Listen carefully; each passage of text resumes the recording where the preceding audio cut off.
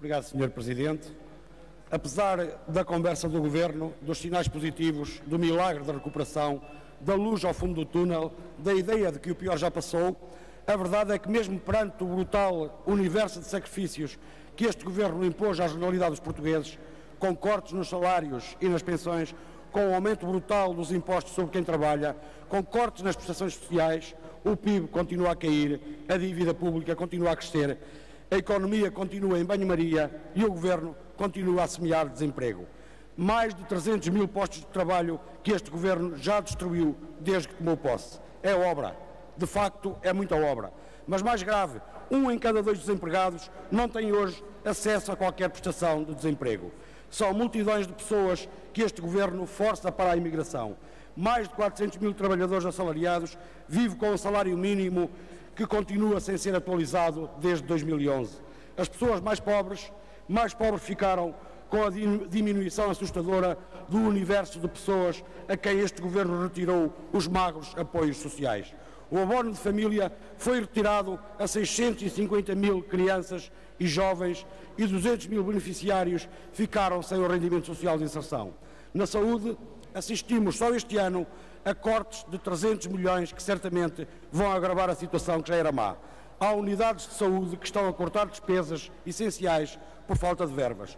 O acesso aos cuidados de saúde é dificultado através do aumento do valor das taxas moderadoras, dos custos com as deslocações por motivos médicos, dos custos dos meios complementares de diagnóstico e da redução da comparticipação no preço dos medicamentos. Isto numa altura de elevados níveis de desemprego, precariedade laboral e diminuição do nível de vida médio.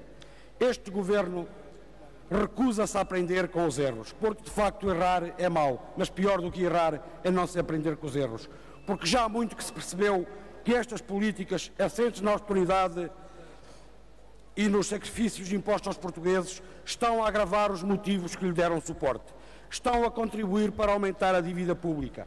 A dívida pública, que em 2009 era de 89%, acabou por disparar para os 129% do PIB no final de 2013.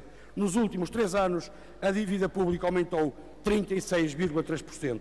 Isto, de facto, devia ser suficiente para se perceber que este não é o caminho.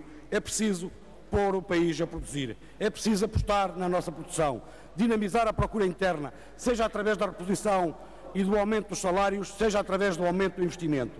E se não há dinheiro para o investimento, porque o que há é para pagar os juros da dívida, então renegocie essa dívida para ser possível canalizar recursos para a nossa produção e assim criar riqueza, a única forma, aliás, de um povo pagar aquilo que deve.